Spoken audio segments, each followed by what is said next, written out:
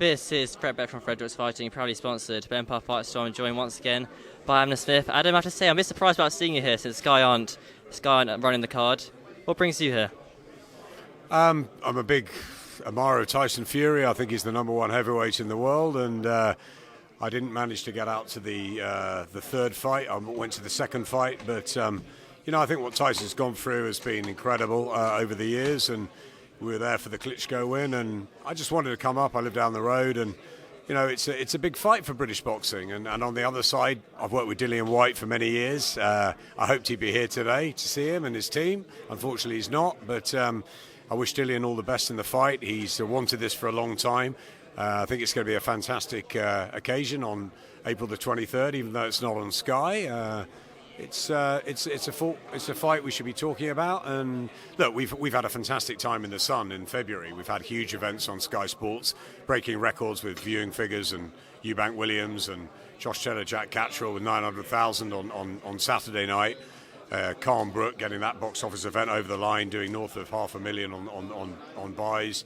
We're really pleased with February, but ultimately there's a lot of competition out there. There was a show that Eddie did on Sunday night, which was enjoyable, the Okoli show, and this is one on BT Box Office, and we shouldn't be shying away from these things. Certainly. And is there any regret almost you didn't get to host this fight on Sky Sports?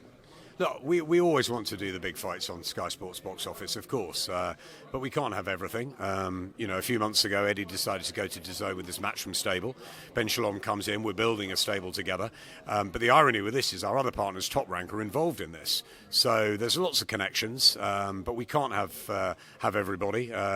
We've not had an easy time in the few months since Matchroom went to DAZN because it's been tough to rebuild. But in Ben, we've got a fantastic entrepreneurial, clever, passionate promoter who I'm so proud of what he said on Saturday night. So proud of the fact that he went on with his heart and said how angry and embarrassed he was with the decision. It just goes to show me that this guy is going to be really good for boxing. And we're working really closely to do the best we can, but we can't have everything. We can't have all the sweets in the jar. So would I have loved to have done this? Of course. I'd love to have done many other fights, but we haven't got it. But we're certainly going to be talking about it. Certainly will be. And just talk to me about the fight that happened on Saturday night, Josh Taylor, Jack Catterall. Do you think kind of boxing sometimes shoots itself in the foot when things like that happen? Yeah, it was a difficult night, wasn't it? And I feel hugely for Jack Catterall and his team. That was a wonderful performance by Catterall. He should be the world unified, undisputed super lightweight champion in my eyes and many other people's eyes. There was no doubt about that.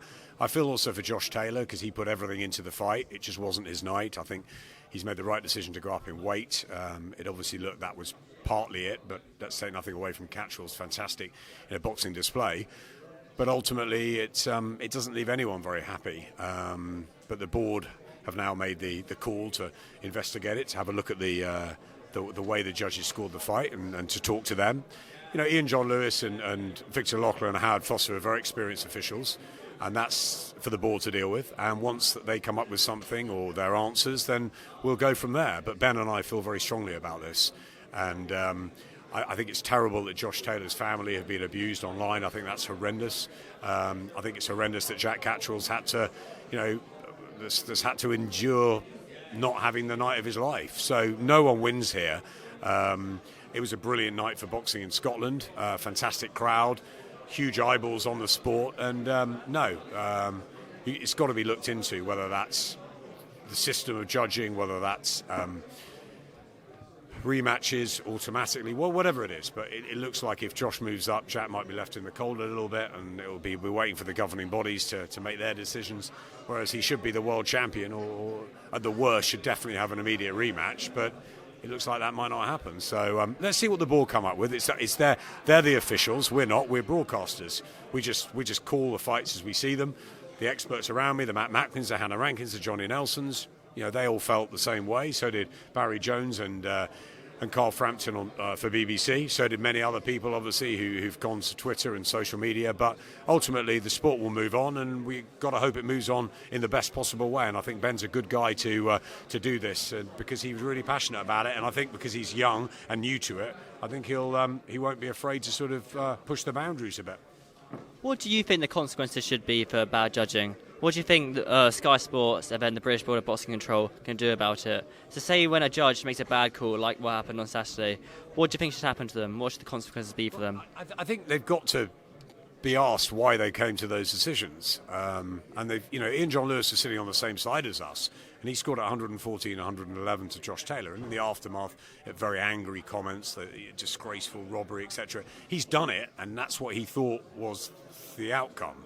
I mean, we can't believe it. We can't understand it. So surely there's got to be some sort of accountability where, he's interviewed or he's asked, or we all sit together and watch the fight again. And look, ultimately, it is subjective. Some of the rounds were close. Some of the rounds were messy. But in our eyes, Jack Catterall won by a significant margin. Whether that's 2, 3, 4, 5, 6, it doesn't really matter. We felt he won the fight, and we felt he should have the decision. But we're not the judges. And as I say in all this, every commentary, when you're in the 10th and 11th round, it's the 3 judges that matter. It's not us. So it's not up to us to change things as a broadcaster, but we can talk to Ben Shalom, we can talk to our promoters, we can talk to Robert Smith at the board, and generally we can all think about how we can adapt going forward, because we've got to adapt. Football's adapt. I was here on Sunday, and how many VAR decisions were there? Right? I was gutted when the Joel Matip goal didn't stand, but it didn't stand. It was VAR, and that's obviously the right decision, because at Stockley Park we've got angles everywhere in boxing. Maybe we need to be utilising those more. I don't know. There's lots of different ways of doing it.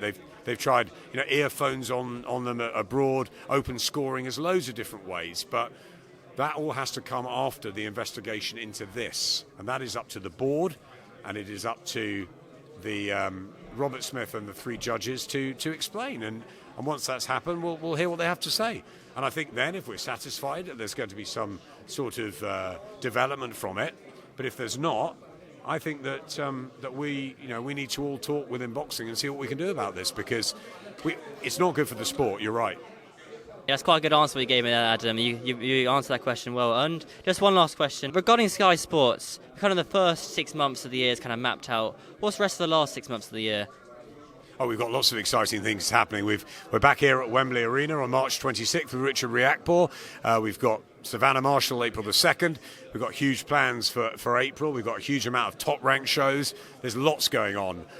Look out for some announcements soon as well. Obviously, we're trying to get the AJ situation tied up. That's very difficult at the moment with Alexander Usyk, who's got far more important things to be dealing with. So just watch this space. Maybe Kell Brook will be in another big fight. It's up to him, really. Let's just see what happens. There's lots of options, and things change daily. At the moment, it's all about Taylor Catterall and Tyson Fury here against Dillian Whyte, and tomorrow will be something different. Yeah, certainly is. Exciting times ahead. Adam, thanks for your time. No problem.